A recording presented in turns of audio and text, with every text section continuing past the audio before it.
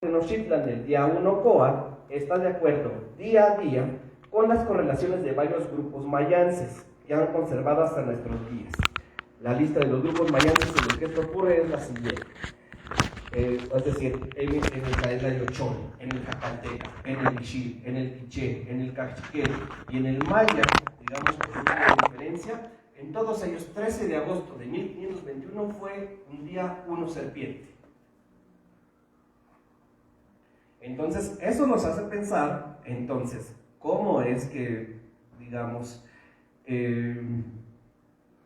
si el Tonalpohualli parece presentar, o hay evidencias históricas que nos hacen pensar que es sumamente constante en un amplio territorio, y aquí, como... ¿Qué tal, amigos? Buenas tardes. Estamos transmitiendo desde el Centro de Estudios Interculturales Nezahualcóyotl en la Ciudad de México una parte del primer congreso de calendárica mexica.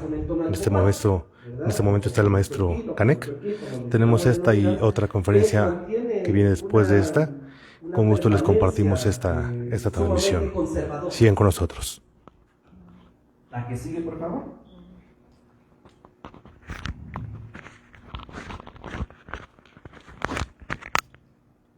Bueno, es lo que les digo. La cuenta 262 fue preservada por una notable tenacidad y conservadurismo. La que sigue, por favor. La tesis de la uniformidad de la cuenta de 260 días entre náhuatl y otros pueblos mesoamericanos coincide plenamente con el calendario maya contemporáneo, es decir, con aquel que lleva quichés, caxiqueles, utujil, mam, ixil, etc. Que no ha perdido, como les comentaba, la cuenta de los días desde la antigüedad hasta el presente. Ahí sí te podemos hacer un rastreo, digamos, de las fuentes etnohistóricas que nos hacen ver que hay concordancia o que hay regularidad en las correlaciones desde el siglo XVI hasta el presente, ¿verdad? Lo que nos indica, por un lado, que los grupos mayas de Guatemala no congelaron su correlación, y también, pues, que, digamos, tiene un carácter sumamente, digamos, duro, pues, de cambiar.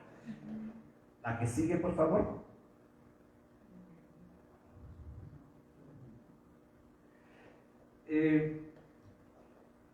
Habría quizás más detalles que a los que habríamos enfrentado metodológicamente antes de definir un inicio de año nuevo, y uno de ellos que se los hago ver es de que si en realidad había una celebración de año nuevo entre los antiguos mexicanos. A lo mejor la pregunta parece como tonta, ¿verdad? Porque estamos muy acostumbrados a obviar de, bueno, sí, si va a empezar un año, entonces hay una ceremonia que lo apertura, ¿verdad? La que sigue, por favor.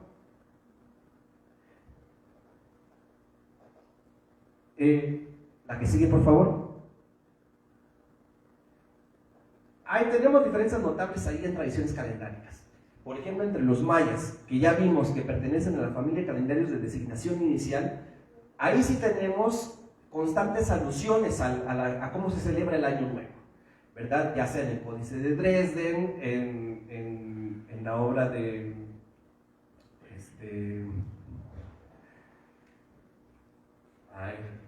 por favor. ¿Los chilanos? El fraile. Madrid, París y Dresden, ¿no? El fraile. Fray Diego de la Luz. Ese, de Fray Diego de la Luz. Perdón. Sí. Es imperdonable que se me vayan estos nombres, ¿verdad? Fray Lorenzo en la Nada, por ejemplo, también relata cómo son las ceremonias de ay, qué vergüenza para los que están viendo en las redes sociales, pero de esos lapsus así tontos, ¿verdad? Tanto fray. Pero en las fuentes podemos encontrar constantes alusiones a cómo se celebraban. O sea, incluso en el códice de Dresden dicen, hacían tamales de tales, iba tantas ofrendas de copal, iba tantas cosas que no encontramos en las fuentes para los náhuatl, ¿verdad? Los que tratan el calendario náhuatl empiezan describiendo cómo son las fiestas de las veintenas. ¿verdad? Entonces nos dice, por ejemplo, Sagún, en la primera veintena o el primer mes de estos indios es Atlacahualo, y en ello hacían matazón de niños en honor a los tlaloques y se iban a la punta de los cerros, y entre más lloraban estos niños, más iba a llover, y bueno, todo el relato que ya podemos consultar en las fuentes, ¿no? Pero en realidad no hay una referencia a decir el año nuevo se celebraba de esta manera, ¿verdad? Y entonces es una laguna que debe de llamarnos la atención. La que sigue, por favor.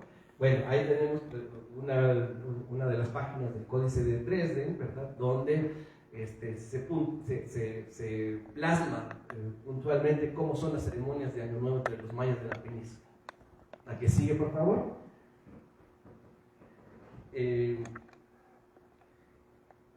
Bueno, esto, ¿verdad?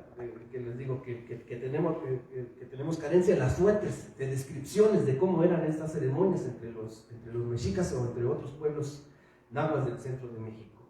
Más bien, habría que pensar, entonces, acaso, que la primera ceremonia del año, a lo mejor no es entonces en el día en que entra el año nuevo, ¿verdad? Por eso lo puse entre comillas, sino más bien a 19 días de que ya empezó, ¿verdad? Que sería precisamente el día 20º de la primera veintena, donde propiamente arrancaría el ciclo ritual.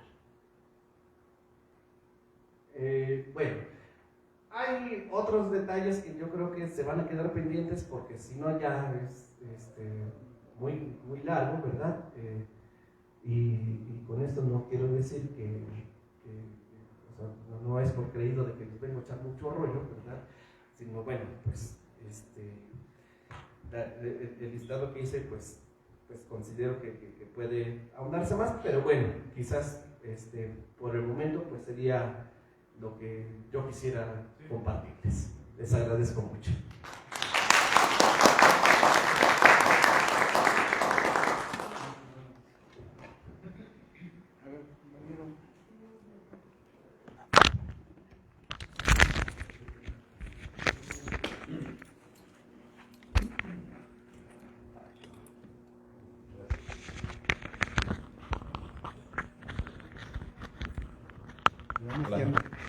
Buenas tardes. Solamente preguntar algunas de las observaciones. Hemos encontrado también, por ejemplo, con Muñoz Camargo o con Sagún, ¿no? Que hablaban también de las fiestas de las veintenas que se celebraban dentro de los primeros, perdón, no con Sagún, con Durán. Se celebraban dentro de los primeros 5 días de la veintena. Por otra parte, también es más de una pregunta, ¿no? Por ejemplo, respecto a esto del inicio del año nuevo. Si fueran a Tlacahualo, estaríamos hablando de 5 celebraciones en una, de ser así. El número 1, el inicio de la veintena; número 2, el inicio del año nuevo; número 3, el inicio del calendario agrícola con los tlaloque, siguiendo quizá una correlación calendárica de un modelo de los 260 días, diciendo que entra, vamos a decir, puntual, ¿no? El primer día del año nuevo. Por otra parte, pues también el inicio quizá de un distinto amarre de 13 años, y una quinta intención, digamos, sería el cambio del ciclo 52. Entonces, me llama mucho la atención los estudios de Michel Groli. Él habla de que el año se celebraba el inicio de Nochpanistli. Mi pregunta va más en relación respecto a esto. Todos los, en esta exactitud, o en este corte, digamos, del tiempo, las veintenas, si hablamos que las veintenas empiezan en día lagarto, de Azipactli, tienen una fecha correlacionada dentro del calendario gregoriano, dentro de esta congelación de cuentas, que sí sea exacta. ¿Esto relaciona qué? Hay una observación que a mí me gusta como que poner mucho en este tenor de crítica o de observación, de si es exacto la medición de un solsticio, de un equinoccio o de un paso cenital, que si es exactamente cada 21 de marzo, o si es exactamente cada 26 de julio, o si es exactamente cada 15 de mayo en Tlatelolco, etc. O sea, en esta relación me refiero a que si no se congelaron las cuentas, entonces esos solsticios, equinoccios o pasos cenitales son en diferentes fechas. No es forzosamente en la que se ha institucionalizado incluso. Y por otra parte, dentro de la cuestión del mexicacentrismo, bien aferrados, ¿no?, a que sea a fuerza o el 12 de febrero o el 12 de marzo o el 21 de marzo, ¿no?, siendo que si se congelaron las fechas, entonces ¿cuándo empezaría el año aquí en la cuenca de México? Bueno, son muchas cosas, hay un chingo de dudas. Bueno, he de confesar que desconozco acerca de las ceremonias que hacían los primeros 5 días de Atacahuano, ¿verdad? Entonces de eso no podría yo opinar. De lo que sí, por ejemplo, de que estos ciclos de 52 años, por lo menos sí tenemos un monumento en el Museo de Antropología, donde el atado de los carrizos se llevaba a cabo en la veintena de Panquetzalistli. Digamos, es uno de los pocos glifos de las veintenas referido en un monumento de piedra.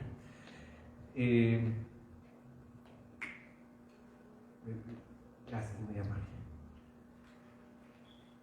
Ahora, este tema de que si las ventanas estaban ligadas al ciclo estacional, pues es precisamente el gran debate entre los que defendemos la existencia del año mexica como un año vago, ¿verdad? Y entre aquellos que postulan que hay un mecanismo de corrección para que se ajuste al año trópico.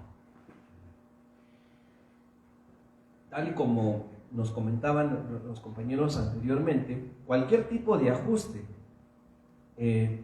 representaría trastocar la estructura armónica, bueno, vamos a decirlo armónica, constante, pues que existe entre Tonalpohualli y Sempalapohualli, ¿verdad? Porque entonces, digamos, si existiera esta idea del año bisiesto, estaría, digamos, avanzando el Tonalpohualli un día por sobre la correlación con las veintenas. Ya no podría ajustarse entonces a estas designaciones, ya sea de designación inicial o designación terminal. Lo que vemos en el calendario que sobrevive, que ha conservado la rueda calendárica de manera inalterada, que es la de Guatemala, digamos, esta constancia se ha venido llevando a cabo, aunque ello signifique que el ciclo de las veintenas se desfase, como nos habían mostrado los compañeros de la nueva calendárica, ¿verdad? Que van juntando cada 4 años un día de desfase, lo que quiere decir que en 52 años tenemos 13 días de desfase, y esto es rastreable en las fuentes etnohistóricas, por lo menos para Guatemala. En este calendario que les presenté de 1722, el inicio de las veintenas para los quiché empezaba el 3 de mayo. En la actualidad, esto lo celebran el 19 de febrero. Quiere decir que entonces han ido acumulando un desfase de días desde esa fecha hasta el presente, ¿no? Pero es el único calendario vivo que sabemos que conserva intacta la rueda calendárica.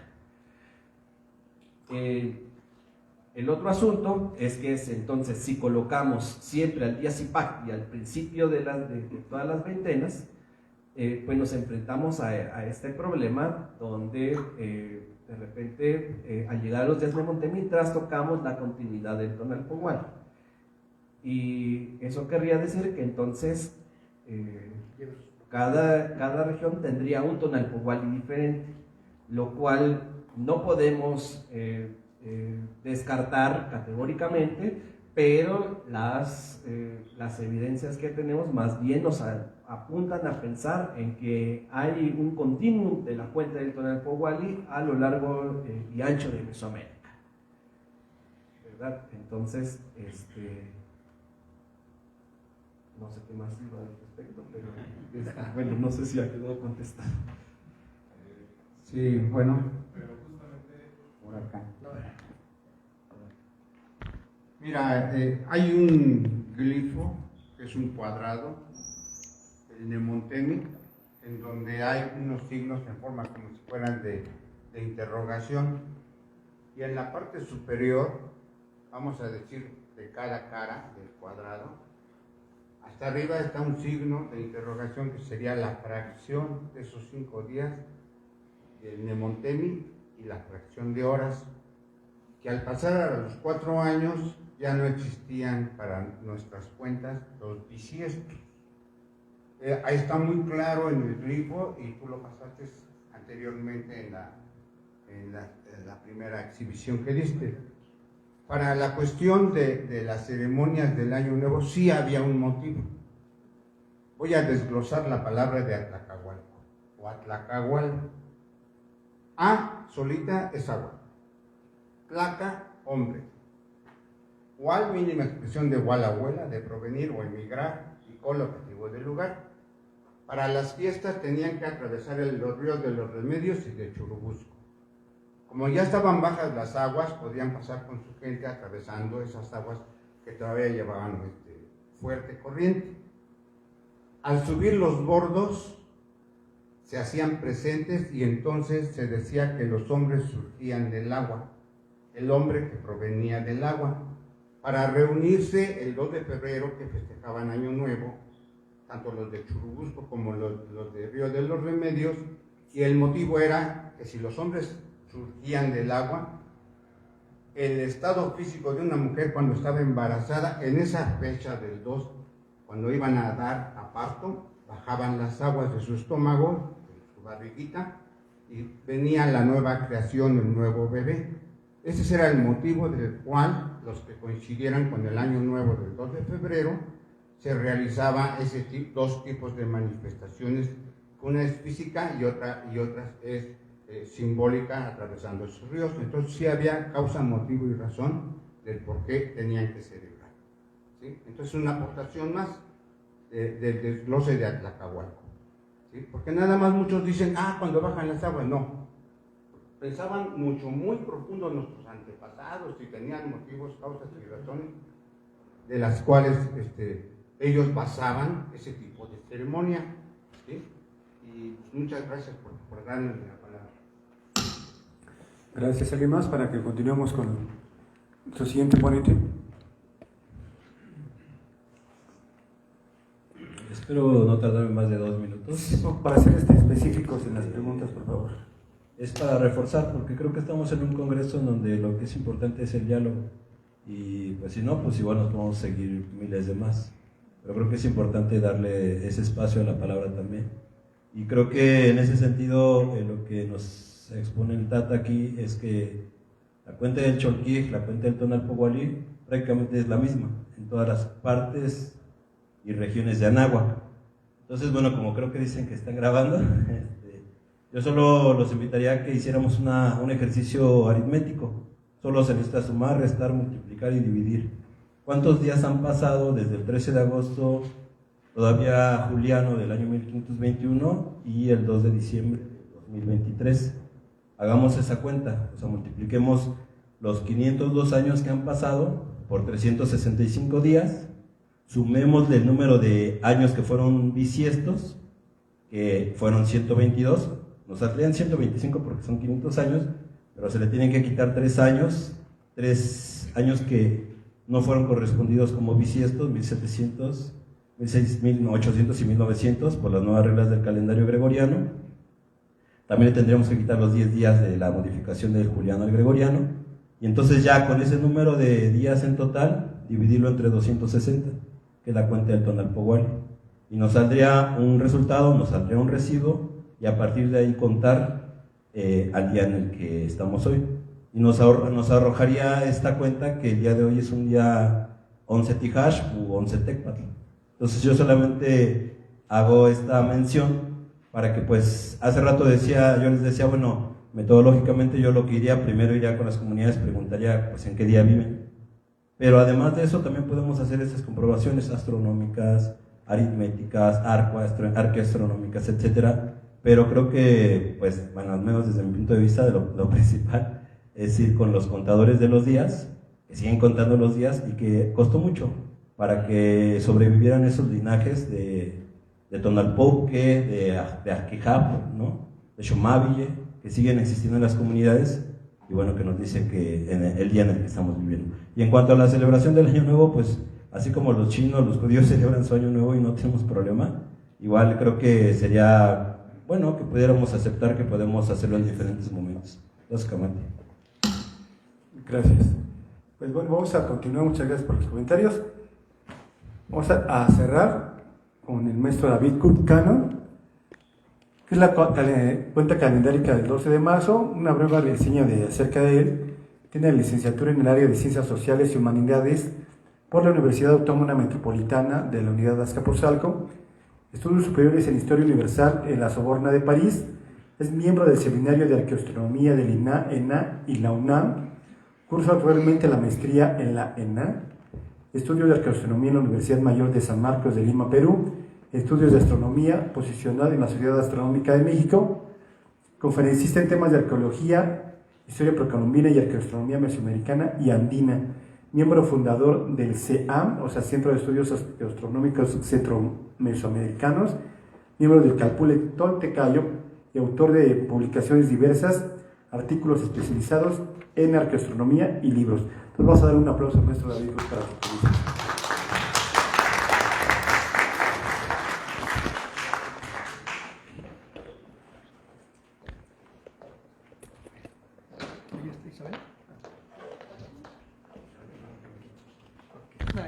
Muchas felicidades. Gracias. Pues, ¿dónde está Isabel?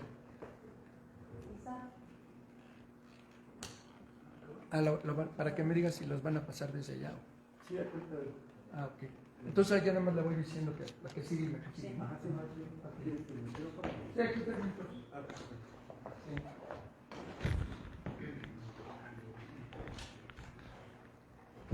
Bueno, pues para no hacer muy largo todo esto, pues ya se han dado muchos elementos que nos ayudan a tener una más amplia comprensión de los temas que estamos tratando. Y bueno, retomando justamente como nos acaba de señalar el compañero Canek,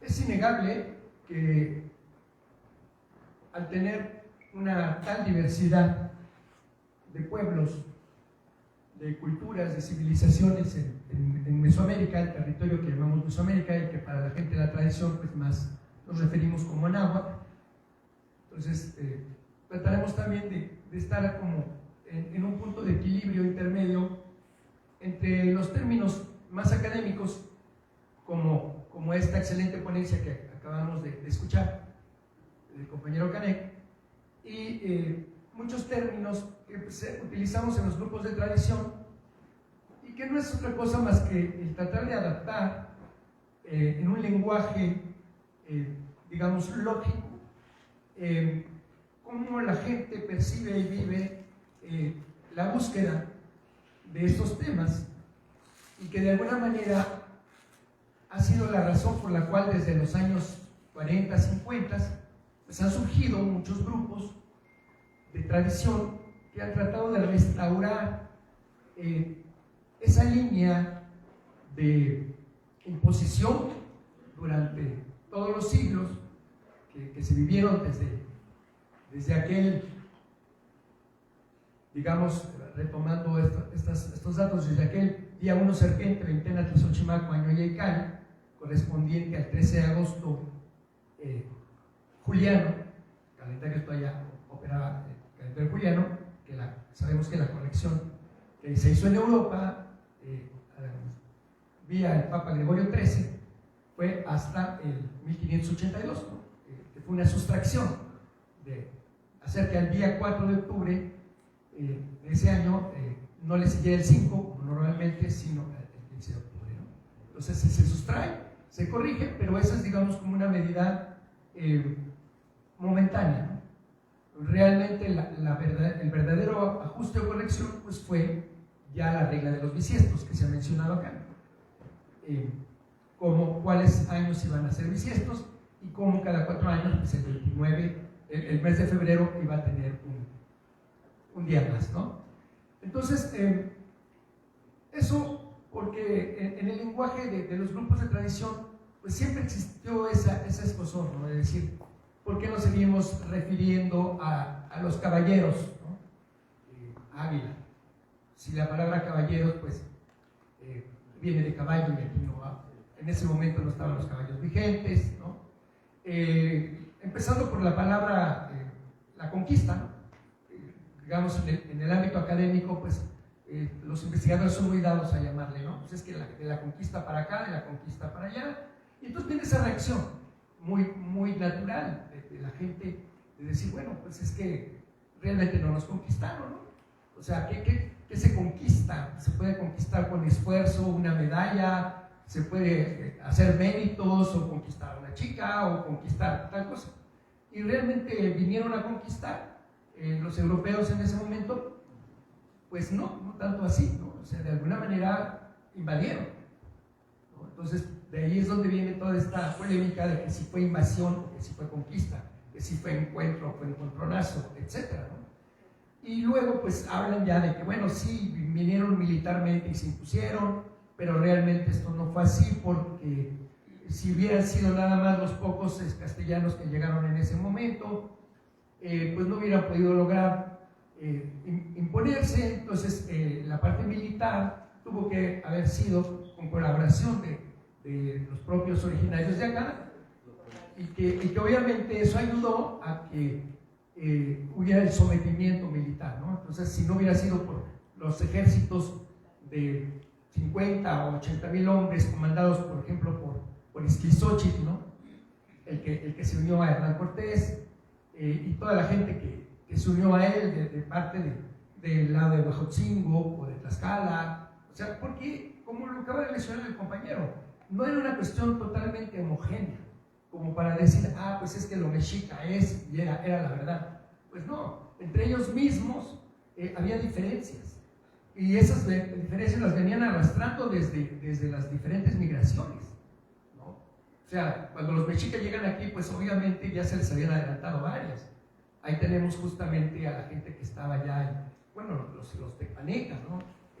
Azcapotzalco, la parte de Tlacopan, Cuba, etcétera, Culhuacan, ¿no? Ni se diga la presencia otomí, que además pues hay pruebas fehacientes de cómo los otomíes se fueron, digamos, abriendo, por así decirlo, en un anillo, en donde ahorita tenemos, por ejemplo, todavía gente de habla otomí o de las ramas otomagues, por ejemplo, en Tlaxcala o en el Valle del Mezquital, o donde está justamente el centro ceremonial otomí. O sea, es como si estuviéramos rodeados, ¿no? El corazón de lo que fue México Tenochtitlan, de esta gente que originalmente estaba aquí. Entonces, ahí es donde se entiende que los diferentes grupos en estos procesos que acaba de mencionar el compañero, ¿no? Desde el periodo que le llamamos preclásico, y luego el clásico, el epiclásico, es decir, obviamente, por ejemplo, la época de Cuicuilco, ¿no? ¿Y qué civilización desarrolló Cuicuilco para llegar a construcciones como la que conocemos actualmente? Que mucha gente dice, bueno, pues no es una pirámide o una estructura, una zacuali, ¿no? Para no llamarle pirámide, ¿no? Entonces ahí entran estas nomenclaturas de que, pues, de dónde viene la palabra pirámide, ¿no? Si tiene que ver con pi o con ra o con cosas así. Es la castellanización, ¿no? Y obviamente el hecho de decir los españoles, ¿no? Llegaron acá y nos conquistaron los españoles. Y pues en ese momento ni siquiera España estaba consolidada como tal, ¿no? Eran los reinos, por ejemplo, de Castilla, Aragón, etcétera, ¿no? Toda la historia esta de los reyes, Isabel la Católica, etcétera. Y es poco a poco, conforme les va llegando los recursos y la extracción de minerales, oro, plata, etcétera, en estas tierras, que se van consolidando ya como un estado, ¿no? Pasando por ser Esperia y demás. Entonces, y lo mismo sucede con las lenguas, ¿no? Si no, pues es que nos impusieron el castellano. Pues ni siquiera todos hablaban solamente el castellano puro de Castilla. Y aparte, pues ellos venían arrastrando también la invasión árabe. De ahí tantas palabras que tenemos en el español que hablamos y que tienen raíces árabes, ¿no? Pues, alcázar, alcohol, etc. Entonces, esto nos da una idea de cómo es una cultura que se fue hibridando ya desde antes de que llegara el invasor, pero que se encuentra con grupos culturales que habitaron en estas tierras y que también tenían diferentes lenguas y que también ocupaban diferentes territorios y tenían diferentes tradiciones culturales. O sea, simplemente dentro de los grupos nahuas acabo de mencionar, por ejemplo, Tlaxcala o Culhuacan, ¿no? Ni sería, como nos acaba de mencionar el compañero, en lo que llamamos ahora mayas, ¿no? ¿Cuántas veces nos han dicho? Les llamamos mayas porque es como que lo que quedó al final, ¿no? Del maya yucateco, todas estas crónicas de Fray Diego de Landa, etc. Pero pues realmente, ¿cuántas líneas hay para identificar lingüísticamente los grupos mayenses, ¿no? Por ejemplo, de lo que nos comentaba el chol, ¿no? ¿Cuál fue la lengua en que se hablaba y se escribió, por ejemplo, en las estelas que se hicieron en el periodo clásico, por ejemplo, en Palenque, ¿no? Eso pues, lo hemos comentado con muchos epigrafistas que nos dan la posibilidad, en ese caso, de por lo menos poderlos leer a ellos tal como escribieron en ese momento, por ejemplo, de la época de Palenque, ¿no? de clásico. Si era el grupo cholano o por ejemplo, ahora tenemos la variante del Cetal, Xochitl, Tocorabal, etcétera, ¿no? El man. En fin, entonces vean nada más la complejidad en ese territorio que hubo.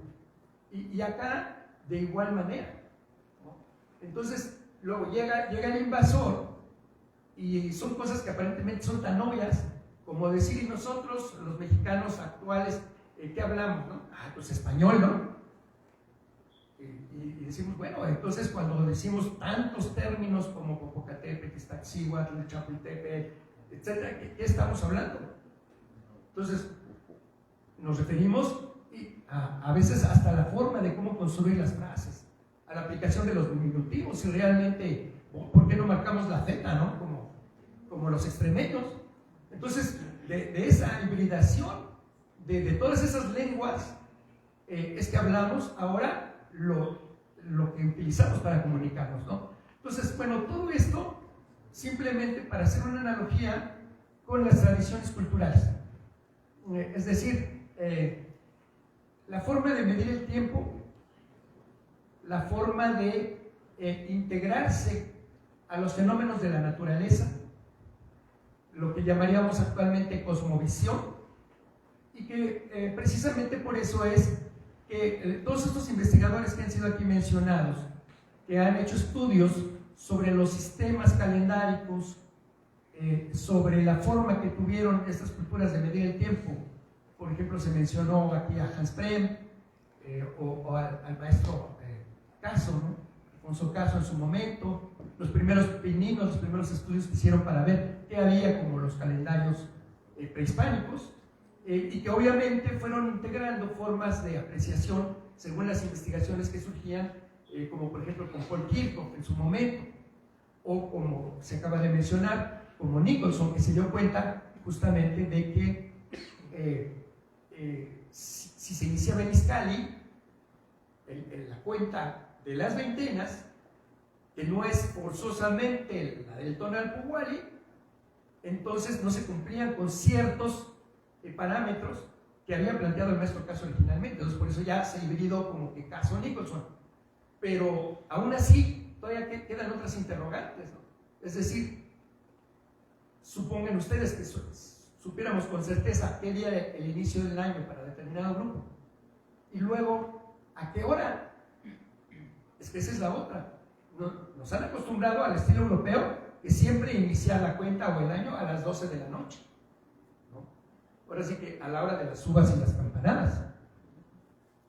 Pero ¿qué resulta? Pues por pura lógica, que si iniciamos un año el 31 de diciembre a las 12 de la noche, como lo hacemos, y el siguiente año lo iniciamos otra vez a las 12 de la noche, el 31 de diciembre, pues de un año a otro tal vez no se perciba, pero como resulta que la vuelta que la Tierra le da al Sol no es 365 cerrado, ni siquiera exactamente 365 y cuarto, sino que ahí es donde ya recurrimos a las formas de análisis que llegaron desde Europa, porque es con lo que se ha forjado la educación, y entonces se fue haciendo de lado la educación como se llevaba a cabo antes de la llegada del invasor. No solo la lengua, no solamente la forma de construir, de vestirse, de hablar, de comer, sino incluso la cosmovisión, es decir, percibir los fenómenos de la naturaleza desde una óptica diferente. Por ejemplo, en cuanto a la medición del tiempo, hemos dicho muchas veces que las bases calendáricas mesoamericanas no eran, digamos, lineales, ¿no?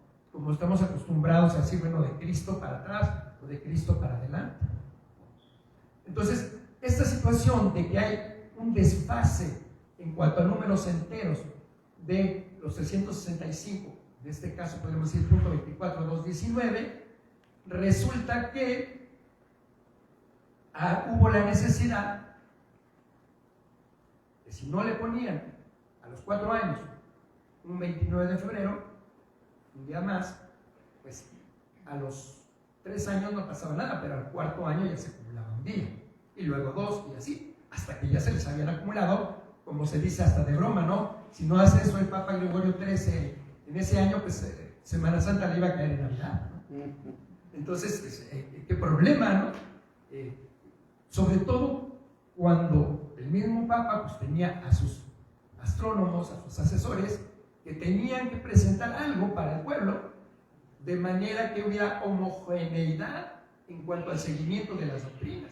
Lo mismo que sucedió en cuanto a cuando los hebreos pues, salen de Egipto, y luego cómo generan su calendario hebreo con bases, por ejemplo, del cómputo lunar, etcétera, ¿no? O sea, cómo es su festividad de Rosh Hashanah, de Yom Kippur, todo esto que ahora está tan de moda por lo de la cuestión de Palestina. Y luego, ¿qué pasa? Cuando vienen los romanos, ocupan ese territorio y los judíos o los hebreos quedan subyugados ahí. Y lo que ellos se habían jalado del antiguo Egipto en donde habían vivido, ¿no? Que era también una antigua civilización, que también construyó estructuras que denominan pirámides, etc. Bueno, entonces, ¿esto para qué todo este comentario? Que cuando llega el momento en que el invasor impone otra forma de percibir al cosmos, al mundo, etc., pero además lo impone no solamente, como dicen, militarmente, sino lo que llaman la conquista espiritual, que fue lo que hicieron los frailes. O sea, gente como los primeros 12, o por ejemplo en su caso Fray Andrés de Olmos, ¿qué fue lo primero que llegaron a hacer? Aprender la lengua. Porque pues sí, un lenguaje era decir los caballos y las espadas y las intrigas, ¿no? Pero si no hubieran tenido la forma de comunicarse, ¿cómo hubieran elaborado esas estrategias? Porque, ¿no? Claro, está el asunto de Jerónimo de Aguilar, de Malinal, sí, etc. Entonces empiezan a aprender, pero no era suficiente. Entonces hay especialistas, como el caso, por ejemplo, de Fray Andrés de Olmos, uno de los primeros, como dicen las crónicas, de las mejores lenguas en su momento, que desde antes de que llegara para acá, ya en la península ibérica, era un especialista del manejo de lenguas para poder imponer una ideología y un culto religioso. Entonces, para eso se lo trajo Fray Juan de Zumárraga, específicamente. Formaron equipo, y uno fue el primer obispo, y el otro era pues, prácticamente como el brazo derecho, ¿no? Entonces, aprende lo más rápido que se puede el náhuatl y empieza ¿a qué? A tratar de ver quiénes eran los que tenían el conocimiento para poder diferenciar entre la gente del pueblo, los que cultivaban, los que picaban la piedra, etc., y los que de alguna manera sostenían algo, que aunque no se ha querido reconocer, pero constituía un Estado.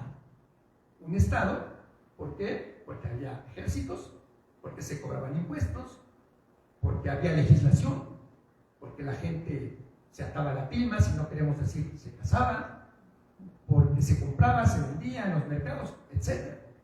Y, ahora sí, para no dar tanta vuelta, se contaba el tiempo, se medía el tiempo. Había un sistema de cómputo del tiempo en relación a los fenómenos de la naturaleza, ¿no? Entonces, ahí es donde la línea que nosotros seguimos, y que, bueno, todos ustedes conocen, ha venido siendo una elaboración entre elementos que nos han llegado de los grupos de tradición y sobre todo, como lo señalaba hace rato cuando yo llegué, el compañero que nos dijo que, bueno, no todo se perdió, no todo se extirpó, felizmente, no todos fueron quemados en la hoguera, en leña verde por la Inquisición. Hubo resistencia militar, pero también resistencia cultural y resistencia ideológica.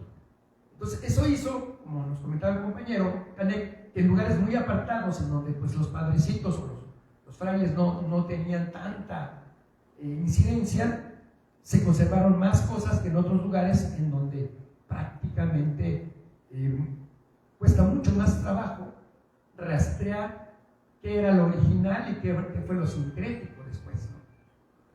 Que bueno, aún ahora es bien difícil ver que, bueno, pues se celebran el Día de la Santa Cruz o tal santito, etc. ¿Y qué hay detrás del original, detrás del culto a la Santa Cruz o del culto a la Virgen de Guadalupe, ¿no?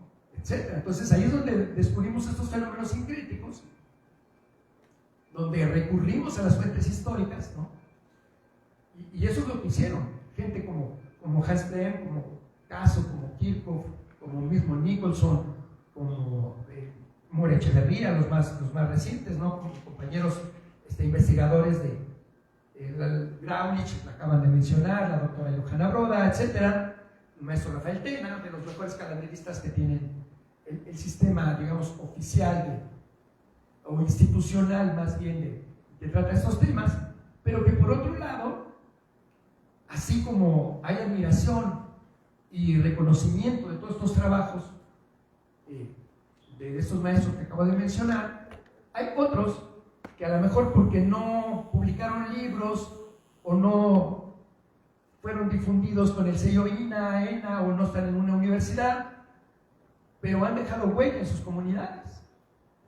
Y a lo mejor si de repente nosotros, que para nosotros dentro de los grupos de mexicanidad, nombres como la maestra Mari Carmen Nieves Calozzi o el jefe Aranda o Andrés Segura o Romero Vargas Iturbide o David Esparza Hidalgo, Martínez Paredes, Francisco Jiménez Tlacael, Estrella Newman, etcétera, etcétera, que en los ámbitos institucionales o académicos no dicen nada, pero para los grupos que con mucho esfuerzo, por lo menos en los últimos 50 años, han tratado de ver qué hay de esto que no es el martirologio o la liturgia católica o el inicio de año en 1 de enero con los bisiestos y todo, que había antes de la llegada del invasor, ¿no?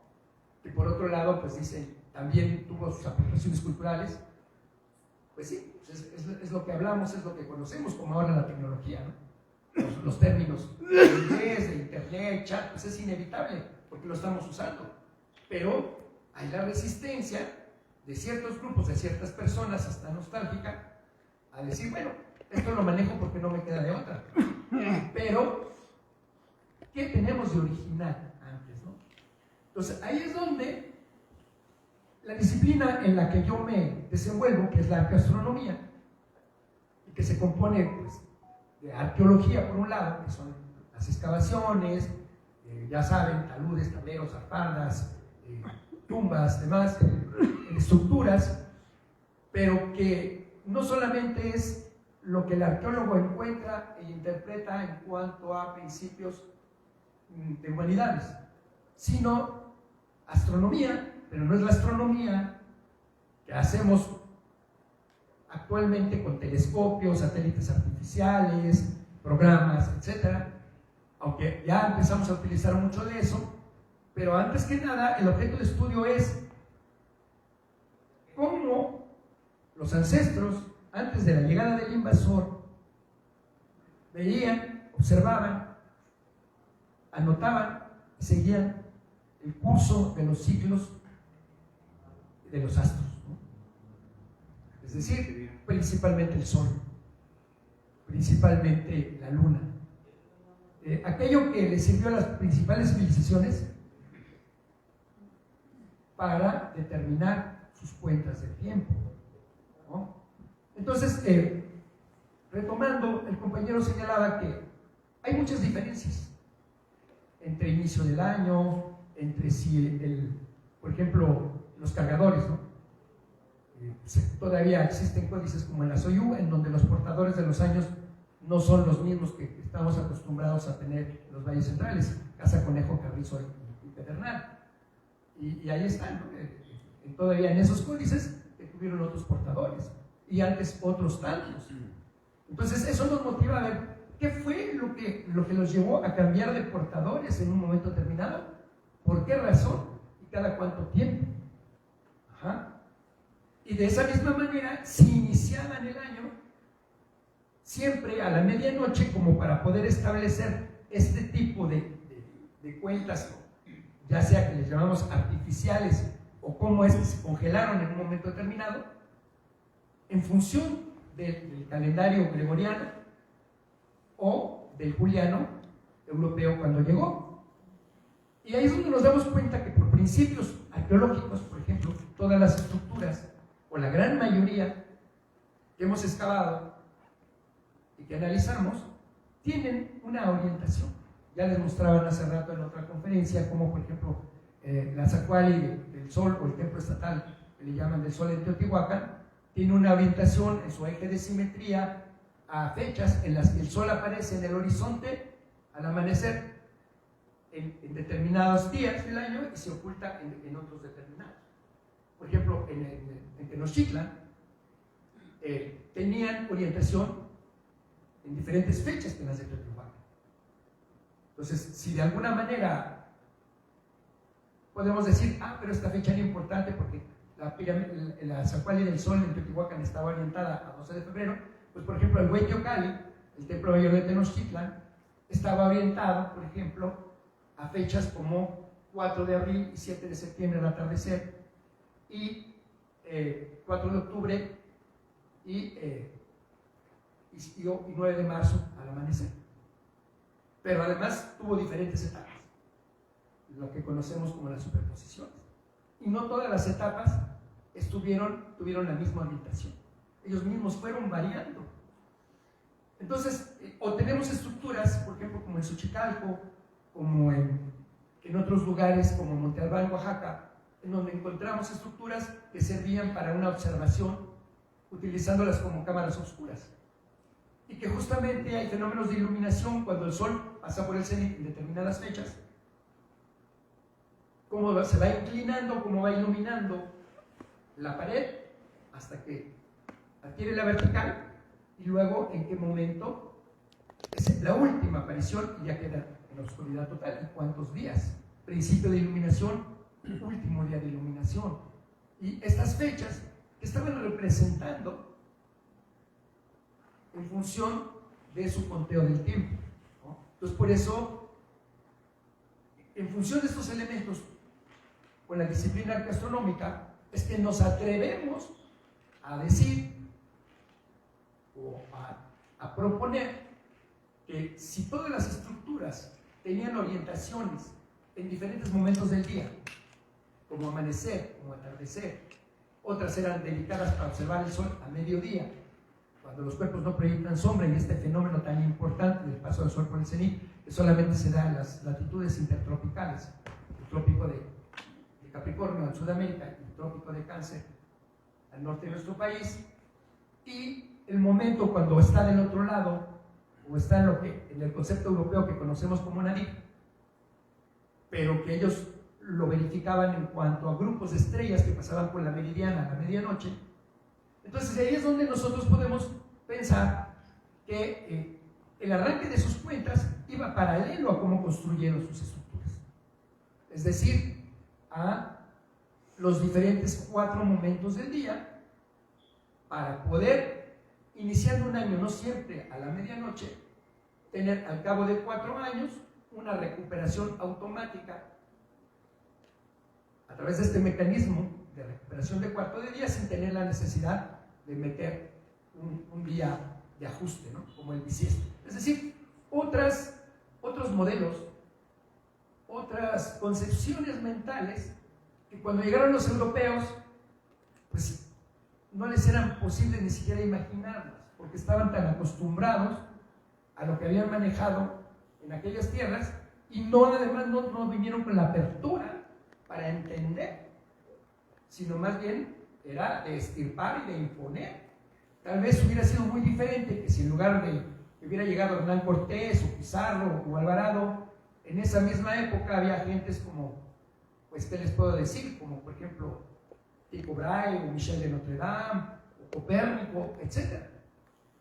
Entonces hubieran llegado a estas tierras, como llegó Darwin, ¿no?, a ver el entorno natural y de ahí poder repensar su cosmovisión, y llegó a desarrollar teorías, pues, como la de la evolución, en función de lo que veía en Galápagos, en fin, ¿no? Entonces, esa fue también una de las grandes diferencias, que la gente que llegó acá no llegó para tratar de entender y respetar a los originarios de estas tierras, sino con un afán de dominio y de extracción de minerales, de recursos, etc. Y además de imponer los cultos religiosos, porque esa era la tradición medieval. Ajá. Y obviamente esto se va a ver reflejado, por ejemplo, en el calendario gregoriano. Pues precisamente por eso hasta el nombre de un papa lleva, porque él es el que hizo la reforma con su grupo, y luego vinieron y la impusieron. Pero tampoco fue automático que esto llegó a estas tierras y que fue adoptado por todo el mundo. Como decían, hubo subsistencia. Entonces, esto que ven aquí no es otra cosa más que en esa búsqueda, junto con los compañeros del Calculito Toltecayo, el maestro Arturo Mesa, gente ya de más de 87 años, cuando pues, yo apenas era un joven adolescente y iniciaba mis estudios desde el punto de vista de la línea académica, pero me asomé a otro tipo de formación que era la de estos otros maestros, ¿no? Tal vez desconocidos académicamente o institucionalmente, pero que cuando uno hablaba con ellos, empezando por el dominio de la lengua, por cómo realizaban todavía determinadas ceremonias paralelamente a la siembra, paralelamente a la cosecha, paralelamente a los fenómenos como la lluvia, al respeto, por ejemplo, por las montañas, ¿no?, con otra óptica, ¿no? Como por ejemplo los europeos llegaron a Sudamérica y como no vieron que escribieran en un papel, pues ni siquiera les concedieron la posibilidad de que tuvieran escritura en el mundo antiguo, porque jamás se imaginaron y ni siquiera pensaron que pudieran haber escrito de otra forma, como lo hicieron, a través de nudos, como los quipus, o no solamente para contar, sino los quipus texto, o los tocapos en textiles, o en cerámica, o en los payares. Entonces es otra dimensión completamente, y por eso no entendieron nada de lo que en estas culturas habían manejado como cosmovisión. Aquí por lo menos encontraron los que llamamos Amoshkin, o los códices, en donde por lo menos a nivel de figuras sabían que había conocimiento ahí y que los podían leer y que podían escribir. Pero entonces, ¿qué pasó? Que cuando ellos tratan de reproducir lo que les decían cuando ya habían aprendido un poco la lengua, entonces lo empiezan a escribir, pero con caracteres latinos. Y obviamente pasaba por la censura de la Inquisición y del Consejo de Indias y de todo esto. Entonces ya nos podemos imaginar que de todo lo de las crónicas que tanto mencionamos aquí, Fray Bernardino de Sahagún, Fray Andrés de Olmos, Motolinía, Torquemada, Durán, Fray Diego de Landa, etc., realmente cuánto de todo eso corresponde realmente a la cosmovisión originaria y cuánto pasó por el filtro de la mentalidad europea. Y luego, al escribirlo con los caracteres latinos, pues obviamente una gramática, una sintaxis, pues por eso es que ahora muchas de las crónicas, por ejemplo, del área maya, pues tienen que ser reinterpretadas a la luz de lo que los epigrafistas, que ya han aprendido a leer directamente la escritura, por ejemplo, maya, en un 80% en piedra, escribieron ahí. Y ahí es donde verdaderamente es asombroso las grandes diferencias de cómo manipularon la verdad, ¿no? Si actualmente se manipula la verdad por motivos políticos, a través de los medios de comunicación, etc., pues imagínense cuando había un total control y monopolio de lo que se escribía, de lo que se decía y de lo que se difundía, qué se publicaba y qué no, ¿no? Entonces, ante toda esta problemática que se acaba de mencionar aquí, para saber si realmente iniciaban su año o su día, siempre en Zipactli, como lo menciona, por ejemplo, Durán o Motolinía, y que esto obviamente entra en una contradicción con el hecho de que, independientemente de que hay tantas diferencias, pero hay una estructura que sí se mantuvo más o menos homogénea y que es la base de las cuentas calendáricas.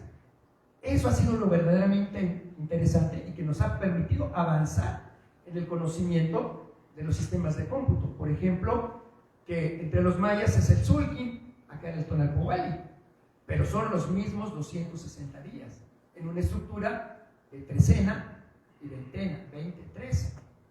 Entonces, ahí ya encontramos elementos que nos permiten decir esto era común para varios grupos, ¿no? O por ejemplo el pille, ¿no?, entre los zapotecas, y ahí está presente.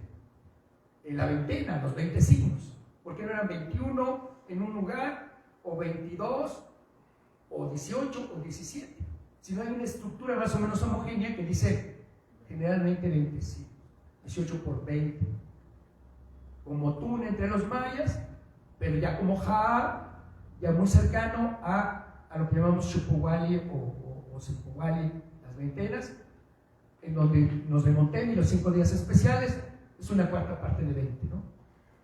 Y que si iniciamos el año en diferentes momentos del día, pues ya nos estamos acercando a algo mucho más exacto que artificios para que los ajustes nos permitieran acercarnos a lo observacional, ¿no? Más cuando, por ejemplo, en Europa, para ellos era muy importante en el norte de Europa el sol de medianoche, pero aquí pues nosotros nunca vamos a ver el sol a la medianoche y por lo tanto no fue representada en esa cosmovisión ese fenómeno, pero los pasos del sol por el cenit sí.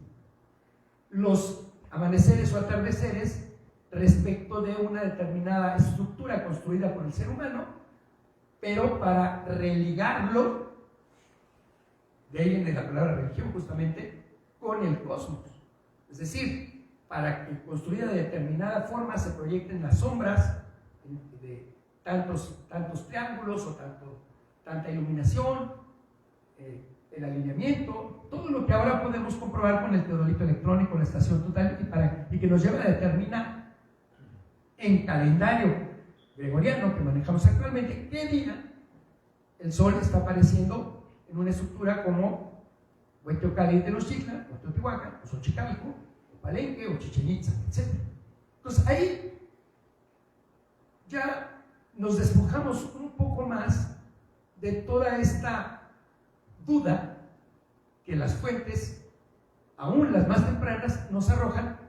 ¿Por qué? Porque partimos desde el principio en que el sol que vemos actualmente pues es el mismo sol que vieron los mexicas, la misma luna, o los mayas, y que en aquella época, en determinadas fechas, pasaba por el cenit en determinados lugares, y que eso sigue ocurriendo.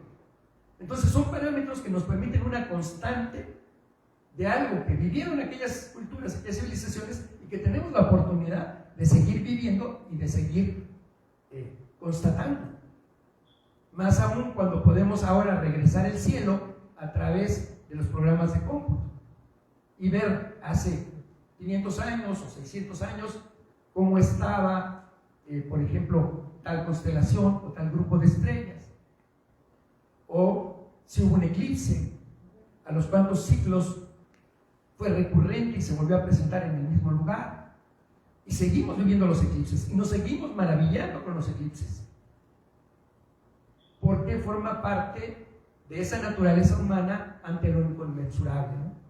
Ante lo más grande, ante el cosmos, ante aquello que independientemente de las lenguas o de las religiones, pues unos llaman Yahvé, otros llaman Jehová, otros llaman God, otros llaman Dios, o si lo identificamos con la esencia de la creación y le llamamos Ometeo o Hunapú, etc. O sea, lo importante ahí es que sabemos a qué nos estamos refiriendo y que lo podemos constatar y que nos podemos religar, es decir, conectar con esos fenómenos.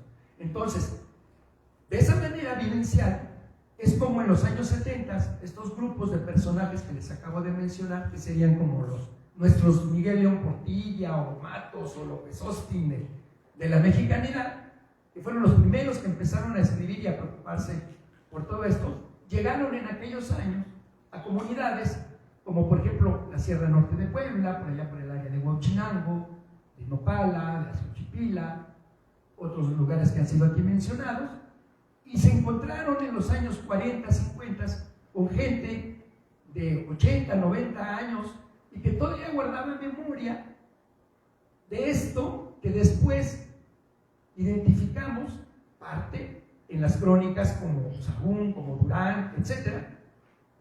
Y que dijimos, bueno, es que si esto ha resistido al tiempo durante tantos siglos en lugares en donde pues ellos qué les importa que si se está estudiando esto en la Universidad Nacional o no, o en Princeton o en Berkeley, o en fin, o si realmente nosotros lo tratamos de reproducir aquí a través de una ceremonia o sale en la televisión o no.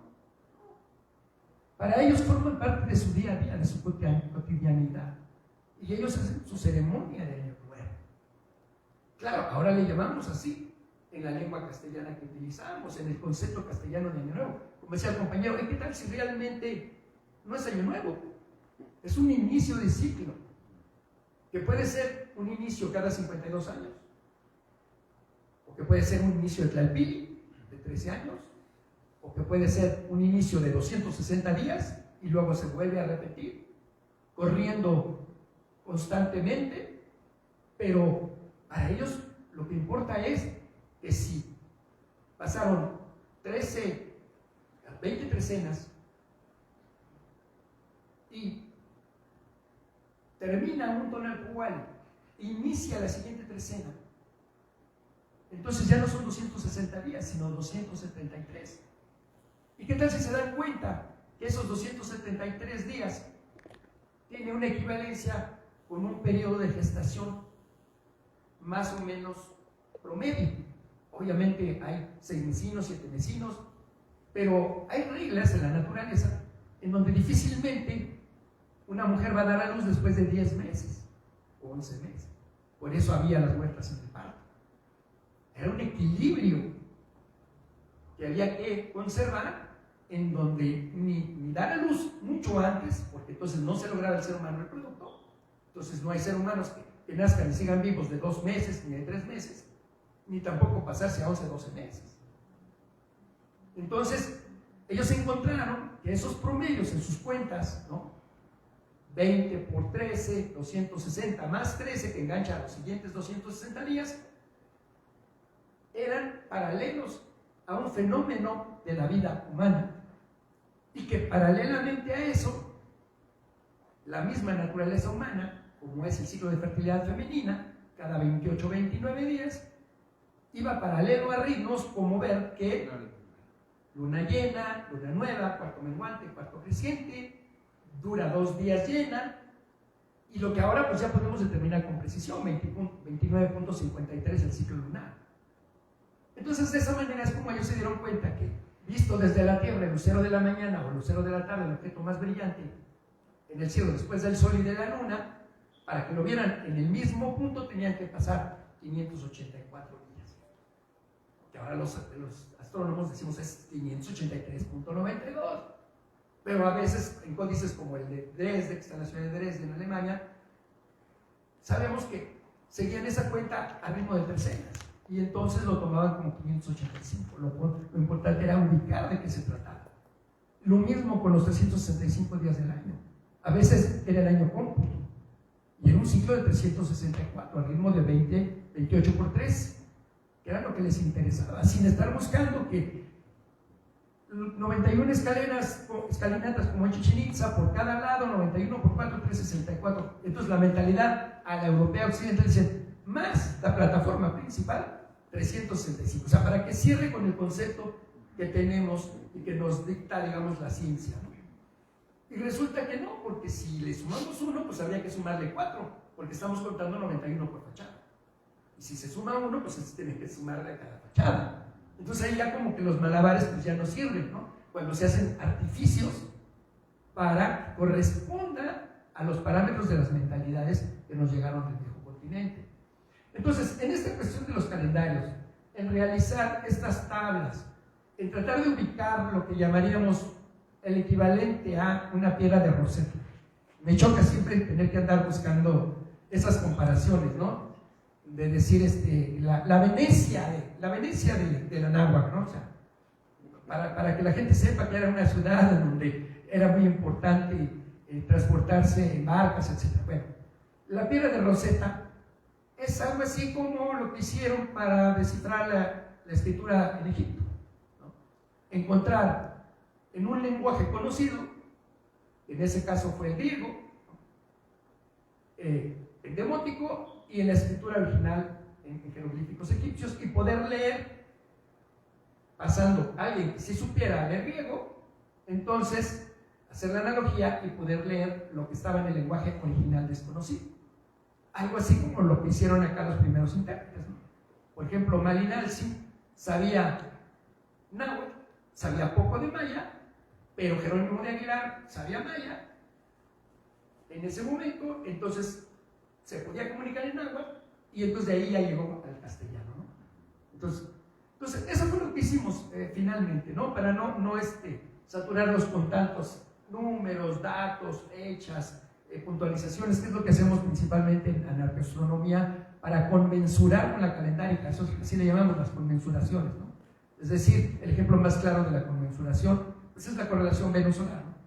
Es decir, puesto que el común múltiplo entre 584 y 365 es 73, 73 por 5, 365, 73 por 8, 584. Entonces tienen que pasar 8 años aquí en la Tierra para que transcurran 5 ciclos de Venus ahí en el cielo, ¿no? Con sus precisiones, porque obviamente ya si lo tomamos como 365.25, entonces ya tendrá que ser 584.4, etc., ¿no? Pero cerramos en números enteros, entonces se conmensura. Pasan 18.980 años. Así como un día de 24 horas que no son 24 horas. Exactamente, porque ese es otro concepto también. Y que muchos de ellos lo seguimos manejando. Por ejemplo, decían, no, pues es que nos tenemos que basar en los equinoccios, ¿no? Y así, ya como que lo dan por hecho. Y decir, a ver, ¿y el concepto de equinoccio quién lo trajo? ¿En qué mentalidad se dio? ¿Qué significa? Pues para empezar, está en una lengua que implica la parte de latín. Equi, iguales días, iguales noches. Entonces, sí, ese es el punto en el año en que el día tiene la misma duración que la noche. ¿Pero qué creen? Eso es allá en Europa. Si ustedes miren aquí las tierras en donde nosotros habitamos, el día en que la noche, es decir, desde el punto de contacto en el horizonte, desde que el sol aparece hasta que el sol se oculta, tiene la misma duración de luz a sombra, a oscuridad, no, nunca va a ser ni el 21 ni el 22 de marzo, porque va a depender de la latitud. Solamente en el Ecuador, la mitad del mundo, el sol va a tener un camino, un recorrido En un punto geográfico. y ocultarse. Acá lo vamos a ver con una cierta inclinación. Entonces vean, o sea, lo mismo que el paso del Sol por el cenit, va a depender de la latitud, claro. En el Ecuador, el día del paso del Sol por el cenit, pues es el día que llamamos equinoccio. Porque ahí, en la mitad del mundo, el Sol no va a proyectar sombra al mediodía, los cuerpos no van a proyectar sombra al mediodía, justamente en esos días que para Europa eran la mitad del mundo. Ajá. Pero no va a ser igual en las latitudes que estamos más cercanas al Ecuador. Entonces hay conceptos como, por ejemplo, Huitzi, ¿no? El colibrí o Poshli. Y entonces lo traducían como el colibrí zurdo, ¿no? A ver. En cambio, cuando penetramos en la cosmovisión prehispánica, pues nos damos cuenta que en las latitudes donde vivimos, el Sol va a aparecer las más de las veces de su lado izquierdo que de su lado derecho, porque estamos más cerca del trópico de Cáncer, del límite, que además le llaman trópico de Cáncer, pero eso quién lo estableció, a la europea. Uno va allá al lugar donde dice que está el trópico de Cáncer y yo no veo que la naturaleza me marque ninguna línea que diga por aquí pasa el trópico de Cáncer y acá el Capricornio, porque además, pues para nuestros ancestros, ni Cáncer ni Capricornio les decía nada, ni las constelaciones que ellos veían, pues obviamente nunca iban a ver al toro, ni al león, porque aquí no había leones ni toros. Entonces, obviamente, hasta eso, por ejemplo, entre los mayas, lo poco que se ha podido rastrear en códices como por ejemplo en París, hay un recorrido estelar con el fondo solar y que pues van a mostrar figuras como jaguar, como la serpiente, etcétera, cosas de estas tierras. Y que es lo que vemos reflejado pues también en los signos de los días. Entonces, de ahí es donde se ha implementado la idea de que es muy probable que estos signos, estas cuentas calendáricas surgieron en latitudes como las de Izapa, en lugares donde efectivamente en ese momento era muy común ver a los caimanes, ¿no? El cipactli, a los jaguares, al mono, en este caso el zaraguato, etc., ¿no? Y luego cómo se fueron adaptando y por qué, según los territorios, por ejemplo, el mismo signo de día, entre los purépechas es mariposa, no es oli. O cómo se estilizaba, por ejemplo, en los códices a veces no se ponía un jaguar, sino solamente se ponía la oreja del jaguar, o la nariz del perro, o una huellita. O sea, son códigos mnemotécnicos, lingüísticos, pero también iconográficos, que nos llevan al conocimiento de su cosmovisión para poder analizar esto y estar desproveídos de toda esta envoltura que nos llegó, ahora sí que, como dicen, de la madrastra Europa.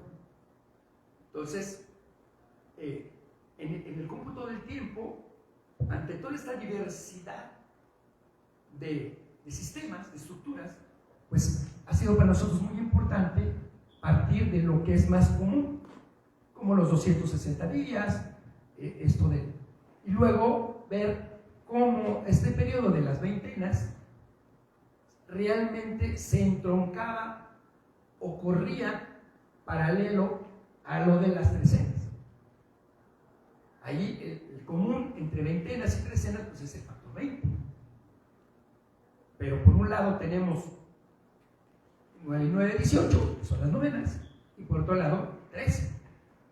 Entonces ahí es donde sale a cuento que había un sistema para computar también de 9 en 9, no solamente de 3 en 3. Que muchos lo conocen como los 9 señores de la noche. Y que también los mayas lo conocieron. Y que a lo mejor ni siquiera eran de la noche, simplemente los novenos señores. Pero paralelamente van rotando cuentas de 9, 18, 27, 36, a un punto de irse encontrando o conmensurando con 13, 26, 39, 52, 65, 78 y una más, la de las séptimas, que tal vez es la única que se conservó al utilizar las semanas, que ni siquiera son de 7 días, ¿no? Porque generalmente la gente dice, pues la semana tiene 7 días, pero nos vemos de aquí a 8 días, ¿no? O sea, son usos y costumbres. Entonces, por ejemplo, entre los mayas hemos rastreado que los números eran sagrados, como tales. Y había personajes representados en los códices que eran deidades, pero eran números. y cargaban esa esencia, ese potencial. Entonces, por ejemplo, para representar los fenómenos en la superficie de la Tierra, eran las cuentas de 7. El plano celeste era 13. Y en la región de lo invisible, o como dirían en Anahuacas, el Mictla, o allá el Xibalbá, los 9. Entonces 13 arriba, 9 abajo, 7 en medio, pero luego se invierte y resulta que arriba no hay 13, sino 9. Y luego los 13 están abajo. ¿Sí? En cuanto a estas escaleras o escalas de la cosmovisión. Entonces, cuando aplicamos estos principios, que eran 13 numerales, que eran 20 signos de los días, una estructura, si realmente iniciaron en diferentes 4 momentos del día, si realmente, por lo menos el primer Tonalpohualli en los años con numeral 1, al inicio de los 52 años, iniciaba en Zipaquli, para encontrarse solamente a los 52 años, es decir, 73 por 260 igual a 52 por 365, 18.980 días. La guía del signo Zipaquli o cabeza de sierpe, como decía Durán, la guía flor o ajao, el 20º signo, Cempalzuchi, 20 flores hibridadas para dar ese color y para dar esa textura y ese olor y ese simbolismo. Con esa estructura es que, utilizando la piedra de Rosetta, que pudo haber sido fechas como la que aquí se mencionaba, cuando capituló, cerró un ciclo, que no caída, que no derrota, que a lo mejor fue una derrota militar, pero una victoria en otro sentido, en el sentido de guardar todo lo que nuestro corazón ama y todo lo que es el legado de nuestros ancestros. Y se tuvo que sacrificar la derrota militar para tener la otra victoria. Y escoger justamente en un día que aparece en diferentes fuentes, tanto coloniales o virreinales, ¿no? Para decir, ¿por qué coloniales si aquí Colón nunca puso los pies? Pues es una forma de llamar colonial y hay colonias y todo. Y reyes, que reyes tampoco, ¿no? En fin, entonces, y que está registrada en fuentes como, por ejemplo, Anales de Tlatelolco, de lo más antiguo y auténtico que se pudo rescatar en caracteres latinos, o con Chimalpain, o con Tezosomo, o con Izquizochitl, que por lo menos tenían esa parte de raíz genética originaria, y cotejarla con lo verdaderamente brutal de crónicas como Bernal Díaz, ¿no? Que bueno, es posible que ni siquiera haya escrito el todo. A lo mejor lo escribió después de no sé cuánto tiempo y se acordó nada más de la mitad, y luego su hijo escribió otra parte. O sea, escribió su sobrina, ¿no? O sea, todo ese tipo de detalles y de tejimanejes, cuando entra uno al análisis historiográfico, se va encontrando uno con cada sorpresa, ¿no? Y bueno, Bernal, Cortés, cartas de relación y los frailes. Y entonces dice uno, bueno, si esto está aquí, si esto está acá, si esto es común, entonces vamos a partir de esta fecha, que fue el 13 de agosto, día de San Hipólito, mártir, martes 13 en algunas fuentes, y que por otro lado nos dice veintena Tlazochimaco, o Nezochimaco, año Cali, etcétera, etcétera. En algunas fuentes hay, por ejemplo, hasta el posicionamiento de la veintena, como por ejemplo para la entrada de Cortés a Tenochtitlan, ¿no? La veintena Quecholi, etcétera. Entonces, tomando esos elementos, lo que nosotros hicimos con estas tablas fue simplemente un ejercicio de retrospectiva. Y puesto que ese día de tal año fue uno serpiente, de tal veintena, de tal, y puesto que la estructura de la cuenta calendárica era de tantas veintenas, paralela al Tonalpohualli, que esto es piedra de toque para que coincidan, cada 52 años, lo que más tenemos, por cierto. Entonces fue así como nosotros llegamos a determinar que probablemente ese año, en un portador pedernal, que no en los otros, había iniciado, por así decirlo, en un 2 de marzo juliano, equivalente a 12 de marzo regular, pero que otros, por ese mismo corrimiento del cuarto de día, podían haber iniciado en 11 de marzo. Y que luego eso lo hubiéramos reflejado en las fuentes. Entonces, como hace rato la compañera nos mostró, las diferentes fuentes para 2 de febrero. Pero también lo que yo, en el pequeño comentario que le hice, ¿no? A aparece Sagún, y luego otra vez Sagún, y luego otra vez Sagún. Bueno, sí, porque Sagún lo que tuvo fueron informantes. Y, participó en Santiago Tlatelolco en el Huayco. sí, en el Colegio Imperial de Santa Cruz Tlatelolco, pues ahí intentaron hacer su escuela, pero como decía el compañero, muchas veces los que llegaron a ser, ahora sí que los meros de esa camada, pues eran unos jovencitos que fueron aculturizados. Hablo de Martín Bejarano, de Antonio Valeriano, de Martín Jacobita, etc.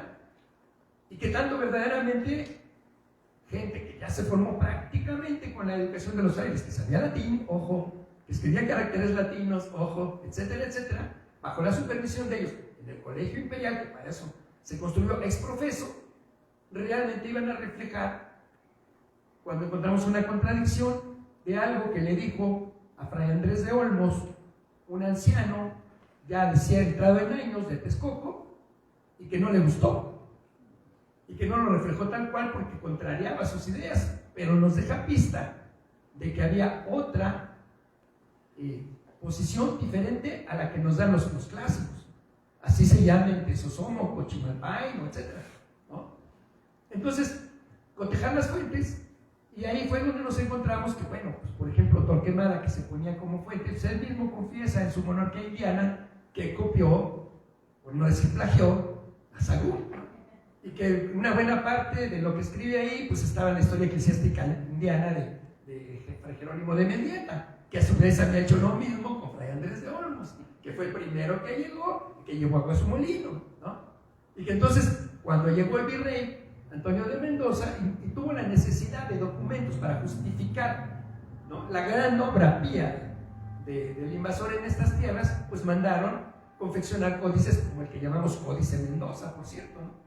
Entonces, para que realmente tuviera datos auténticos, pues llamaron a un grupo de tlacuilos que eran ya versados y probados en otros documentos, eso sí, de manufactura anterior, prehispánica, como la matrícula de tributos, y que participaron ahí, pero ya bajo la supervisión, por ejemplo, de Fray Andrés de Olmos.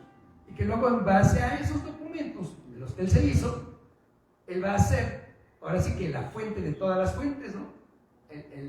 El arroyo, el río de donde todos los arroyos abrievan, el famoso Libro de Oro, que se perdió cuando fue mandado a España, lo tomaron los piratas, y después pues ya no había trasuntos o copias, entonces hizo una suma, que ya no fue lo mismo que el original, donde hizo el compendio en sus mejores años, y luego de ahí hubo documentos que se separaron, otros que se arrancaron, otros los arrancó la Inquisición, abrevó a Costa, y luego pues Durán le copió a Costa, o sea, y no citaban uno al otro, porque no era muy común ese lineamiento ético, ¿no? Sino que a veces pues, se lo adjudicaban ellos por el ego tan conocido, ¿no? De las órdenes franciscanas, la lucha entre franciscanos, dominicos, ni se diga cuando llegaron los jesuitas, ¿no? Y luego los expulsaron, y entonces allá va Beitia, ¿no? A alojar en su casa de España a Boturini, ni más ni menos que el que había prácticamente saqueado lo más importante de la biblioteca de don Carlos de Sigüenza y Góngora, que había donado al colegio jesuítico de San Pedro y San Pablo, ¿no? Pero que Sigüenza, ¿de dónde había obtenido? Pues de que le heredaron los de la familia Istlizochi, de la línea de Fernando de Alba, el historiador, por unos asuntos de tierras, ¿no?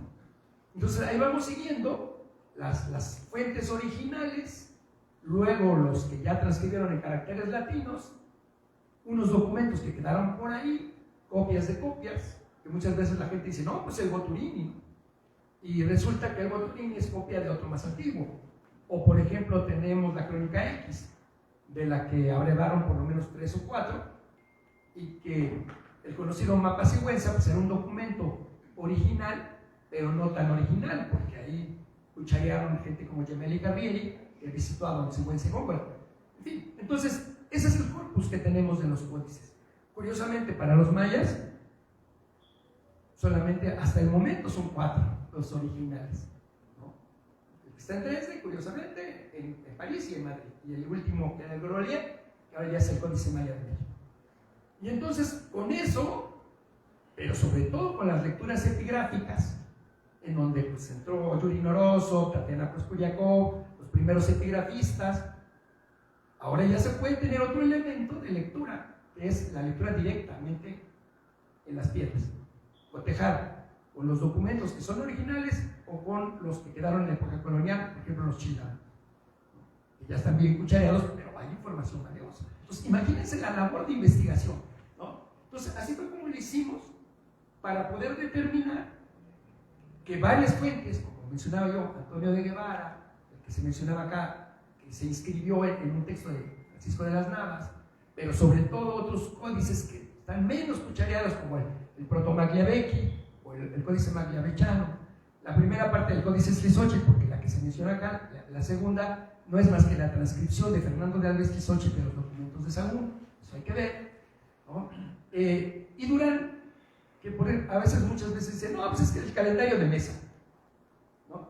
Pues es que no es de Mesa, no es de una sola persona, es del maestro Mesa, que ha coordinado a un grupo de investigadores que estamos con él y que nos nutrimos de las fuentes y de las comunidades, pero que al final de cuentas cotejamos con las fuentes y dice, bueno, eso es lo de Durán, pero Durán pues ya fue mucho más temprano y estuvo mucho, pero es que no solo es de Durán, es darle seguimiento de dónde copió Durán, la naturaleza de sus 3 documentos importantes, sus ritos y fiestas, su historia de las islas de tierra firme, lo mismo que con los demás, ¿no? O sea, no nada más Sahagún.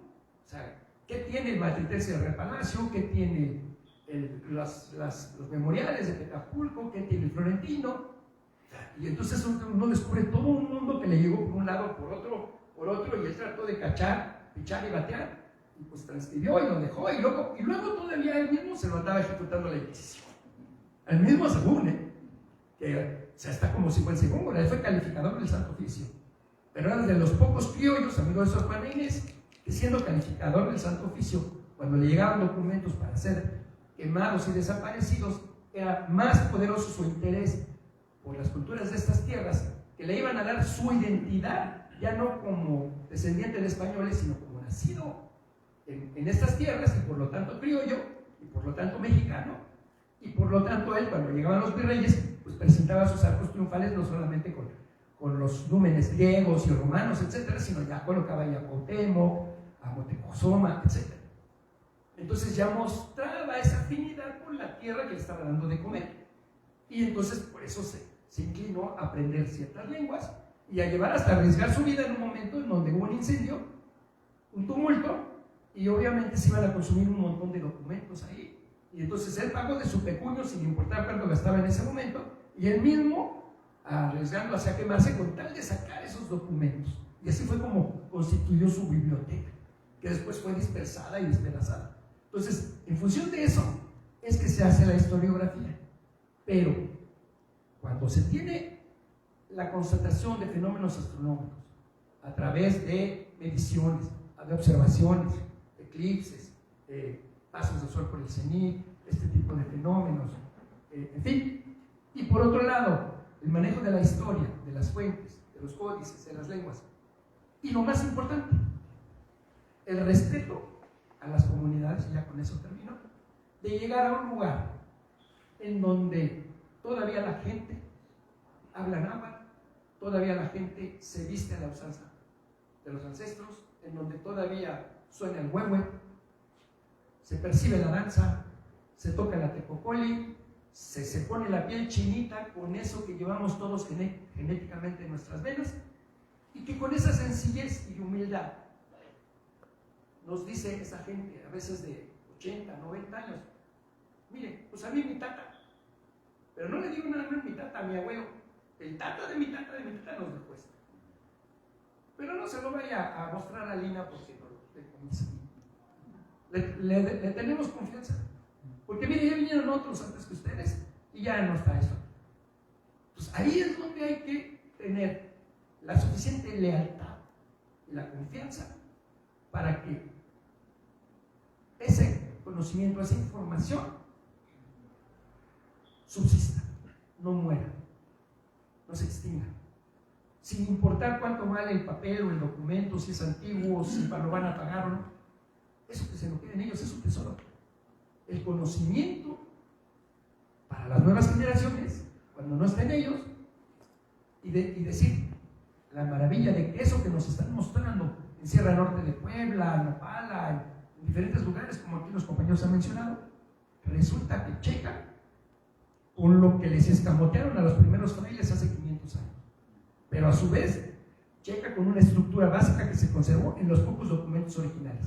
Pero a su vez, es el Sol y la Luna y planeta Venus, Tlamascalpantecutli o Xolotecutli, en su forma de concepto Quetzalcóatl, que nos sigue mostrando ese camino, cuando la Tierra y el Sol nos da sus señales.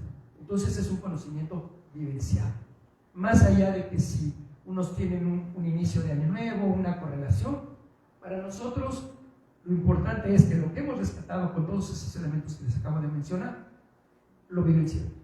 Y nos encontramos cada que el Sol pasa por el cenit en su segunda ocasión en Tenochtitlan, con la gente de la danza, que suenan los atecocolis y los huehuets, y que poco a poco el gobierno o la gente que tiene el control del poder en estas tierras, ¿no?, tan a la europea, tan al extractivismo, tan al capitalismo, a la oligarquía, vaya hasta por necesidad, cada vez vistiéndose de huipil, tomando en cuenta las ceremonias, recibiendo el bastón de mando, ¿sí? Es como una forma de presionar.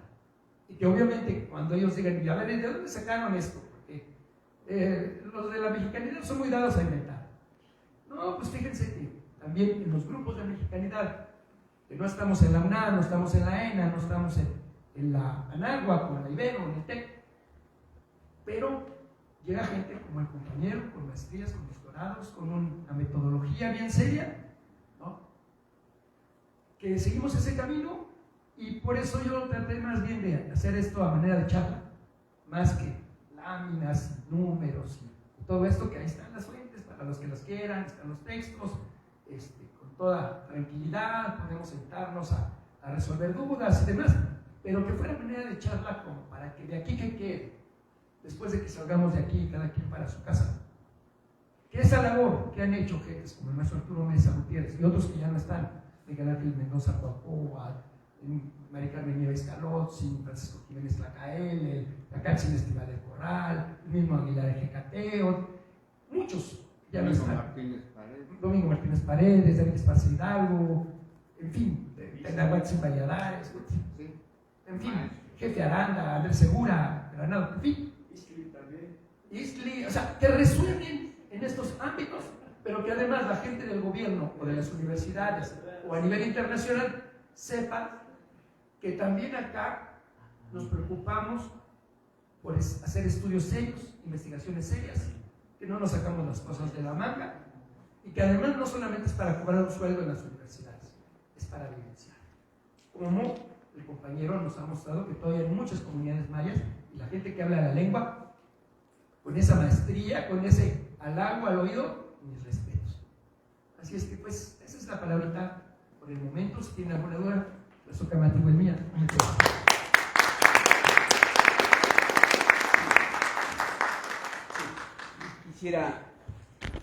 Soy Adolfo Roldán de Lampaca, soy mexicana de periodistas. Felicidades a todos los que estuvieron en las ponencias. Y particularmente quisiera hacer 3 preguntas. En el ámbito social, en el ámbito cotidiano, al principio se decía, bueno, algo práctico, algo con qué comentar para la gente. Y serían 3 preguntas. La primera es, el Congreso dice rumbo a los 700 años. ¿Qué fecha se tiene ya establecida por ustedes, los especialistas, para esa fecha de los 700 años de la fundación de México Tenochtitlan? La segunda es, con referente a los 52 años que va a ser el cuarto atado, ¿en qué fecha se va a dar que se revuelve a retomar esa tradición de cada 52 años? Y que tengo entendido será 26-27, quisiera yo una fecha, si me la pueden proporcionar. Y con referente a que el año pasado o antepasado, no tengo la certeza en este momento, se dio lo que fue la ceremonia de fundación femenina del México Tenochtitlan, de acuerdo al gobierno tanto federal como de la Ciudad de México. ¿Algún comentario al respecto? Claro, muchísimas sí. Gracias. Claro que sí, y justamente por esto de los 700 años. En primer lugar, desde mi punto de vista, 700 años, pues a nuestros abuelos no les diría nada. porque sería el equivalente a 100 años, siglo, bicentenario, como cuando la estela de luz, y, en fin, 700 años, ¿no? Tal vez sería mejor 702 años, porque ahí sí tenemos forma de realizar un conteo a través de Shumulpilis, etcétera, etcétera. Pero como ahorita, para hacer una difusión generalizada y contar con la gente que, para bien o para mal, está en los destinos de este país, si queremos que tenga un eco, si dicen 699 no les va a decir nada, y si dicen 702 tampoco. Ah, pero 700, ¿no? Suena bonito. Ahora, tampoco es nada más por eso, porque así le quisieron hacer con esto de la invención, porque eso fue una invención de la Fundación Lunar de México Tenochtitlan, o femenina, que diferente a la solar, y que la quisieron amarrar para el 2021. ¿Por qué? Porque históricamente pues no había duda de que se cumplían 500 años, quinto centenario, de la capitulación el 13 de agosto, que es 23 de agosto ya gregoriano, de 1521, la fecha que he puesto aquí como piedra de Rosetta. Y como no había mayor discusión en cuanto a eso, pues estaban los 500 años. Y en cuanto al bicentenario, pues ya con Iturbide, y que si abrazo o no abrazo, con Vicente Guerrero, etc. 1821, pues los 200 años. Entonces, para tener mayor impacto y para realmente darle fuerza política al asunto de que el bastón de mando, y que ahora sí, los indígenas, y etcétera, etcétera, entonces quisieron involucrar y meter en el mismo saco que se cumplían los 700 años de una fundación que documentalmente no la pudieron rastrear para 1321. Y eso fue lo que nosotros argumentamos con él. Ahora, en cuanto a la cuestión histórica, siempre se había venido manejando la fundación de México Tenochtitlan en 1325, año Pomecali. Porque hay muchas fuentes que efectivamente lo mencionan, pero siempre con esa mentalidad, un rey, un monarca, un dios, ¿sí? Que es una mentalidad contraria a la cosmovisión prehispánica, que es el equilibrio, que es la dualidad, que es la tierra, la madre tierra, pero también el padre tierra, Tlaltecutli, Tlalcíhuatl, Tonacatecutli, Tonacacíhuatl, Ometecutli, Omecíhuatl, esencia de Ometeo. Ajá. Entonces, en esa forma dual, nosotros encontramos, ahí sí, estudiando en fuentes, que por ejemplo el Códice de Mendoza, que es uno de los documentos que más antepone para decir que fue en 1325, año Pomecali, en la glosa dice 1324. Qué casualidad. Entonces, bueno, lo argumentamos ante historiadores de mucho renombre y de nivel académico muy, muy importante, como la doctora María Castañeda de la Paz, etcétera, del Instituto de Investigaciones Antropológicas. Y decían, bueno, pues es que posiblemente se equivocaron, ¿no? Los tlacueños. Posiblemente hubo errores, pero ahí lo que se ve es el Dos Casas en una banda de años que cierra en 13 Carrizo. Entonces, ¿qué hay entre 13 Carrizo y Dos Casas? Pues uno pedernal, Zetecbatl. El hecho de que no esté visible para la mentalidad occidental europea no significa que no signifique nada, que no tenga una importancia. Entonces, ahí es donde aplicamos nuestros estudios historiográficos y nos dimos cuenta que en Códice Boturini salen de Aztlán en un año Zetecbatl, que el Zetecbatl está en la Piedra de los Soles, que en el Teocalli está efectivamente el Omecali, pero también está el Zetecbatl, que en el año Zetecbatl fue, por ejemplo, cuando eligieron a su primer tlactuano como tal, ¿no? Que hubo una dualidad además, porque era el Ancuello, pero digamos Acamapixtli, que en un Zetecbatl se oficializa cuando se liberan del yugo de los tepanecas, y que muchas fuentes hacen los conteos y dicen, salen de Aztlán en 1064, Chimaltenango-Tlehuanitzi y otros tantos, y entonces ahí aplicamos nuestros sistemas calendáricos de conteo. Y resulta que en 1324 eran 260 años. No 261 como hasta dos casos. Entonces era un proceso dual que iniciaba en los años 70 y se consolidaba en los años Omeccali. Y entonces esto nos abrió las puertas y nos dio mucha luz para entender muchos fenómenos históricos de la historia mexica tenochca en específico y otros elementos importantes, como por ejemplo una escultura de manufactura innegablemente mexica, como es el que llaman Teocalli de la Guerra Sagrada, que para nosotros ni es de la guerra, ni mucho menos, y que tiene elementos calendáricos muy importantes que han sido muy poco estudiados. Y que estudios como el que hizo, por ejemplo, el doctor Caso, otra vez, en 1927, quedaron como la sacrosanta palabra, ¿no?, de ley. Por eso mucha gente a veces es dada a decir las vacas sagradas, ¿no? Y ese es el problema también. La gente que estamos un poco en el ámbito académico, en la mexicanidad, si no hablamos el lenguaje, si no estamos presentes, si no creemos en esto, pues somos vacas sagradas. Porque Matos y toda esta gente, pues mucho reconocimiento y viven de eso y cobran bien, pero nunca los hemos visto en una ceremonia. Y cuando les llegan a preguntar en entrevistas y demás, como don Miguel León Portilla, una vez, y yo lo conocí personalmente, y un día pasé por él y íbamos camino a Históricas, y me decía, espérame tantito, es que ahorita tengo algo muy importante que hacer. Y luego lo acompaño, maestro. Dice, bueno, pero no te vayas a espantar, ¿eh? Cada quien su forma de pensar. ¿Y qué era? Pues ir a acompañar a su esposa, doña Ascensión, que era miembro de la adoración nocturna, y a una capilla a rezar. O sea, él es lo que creía realmente. Era para sí mismo persinarse y rezar, y Dios, Padre, Hijo, Espíritu, muy respetable, ¿no? Y sin embargo, cuando lo oía uno hablar tan vehementemente de los, entre comillas, indios muertos y alabar a los indios vivos, que también eso de indi gentium, pues ¿de dónde viene? De la raíz indi, ¿no? O sea, indígena, gente, gentium de la India. Desde un error inicial, ¿no? Creyeron que habían llegado a la India, ¿no? Y de ahí se les quedó, ¿no? Entonces, los indígenas para acá, para allá, ya los indios ya no, porque ya es peyorativo, antes hasta era para insultar, en fin.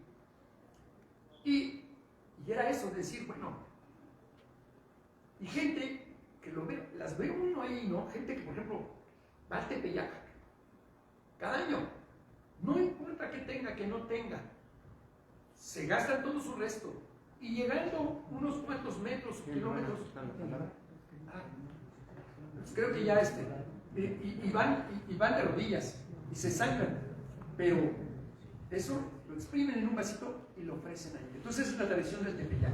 Entonces hay muchas cosas bien profundas, obviamente el tiempo nos come porque nos van a quitar el espacio, pero por ahí va el asunto de decir, sí hay elementos para señalar en base a Teocalli, a códices, a cuentas, a cronistas, pero también a taxonomía, a cálculos calendáricos, que el proceso fundacional, cuando el águila, sol, que es una alegoría del sol, se para en el nopal, que es el eje del mundo, como la ceiba entre los mayas,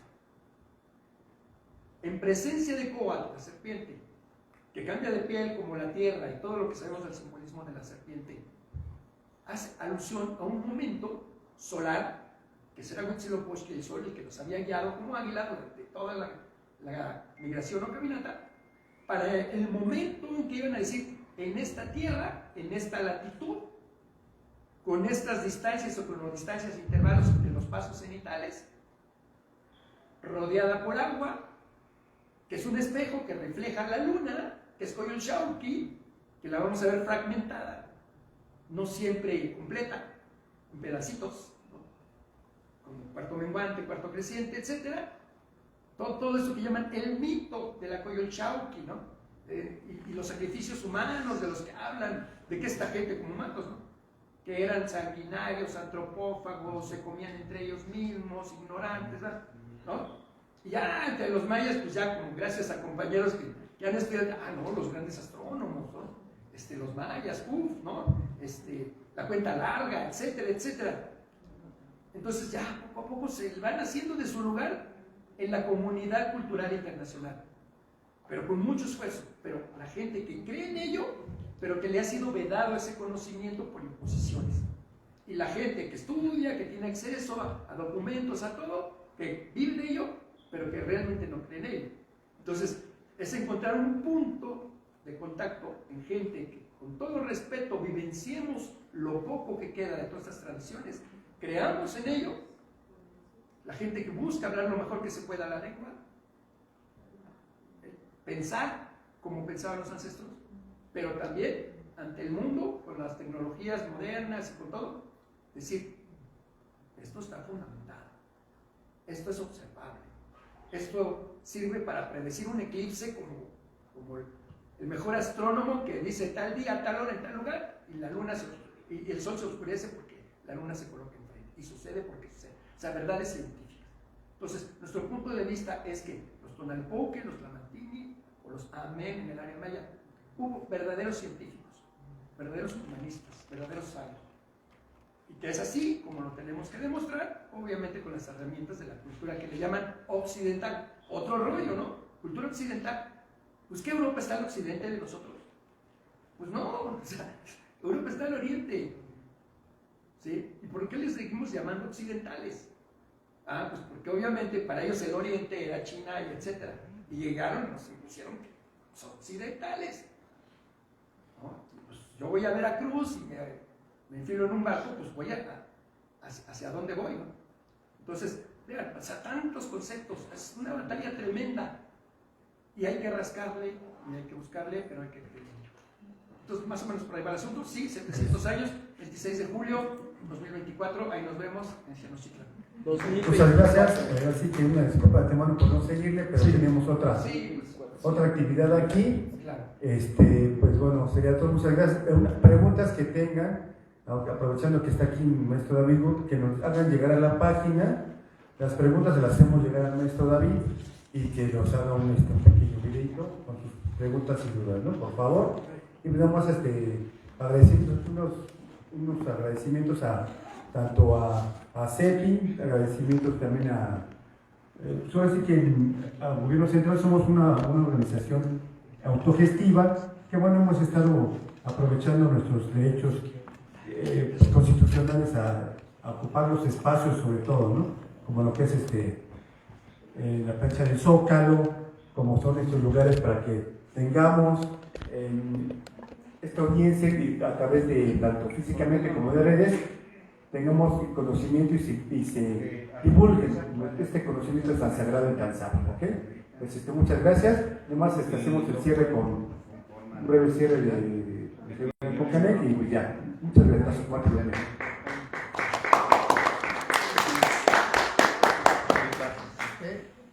Cuando fuimos al Catán y a le quito las pilas.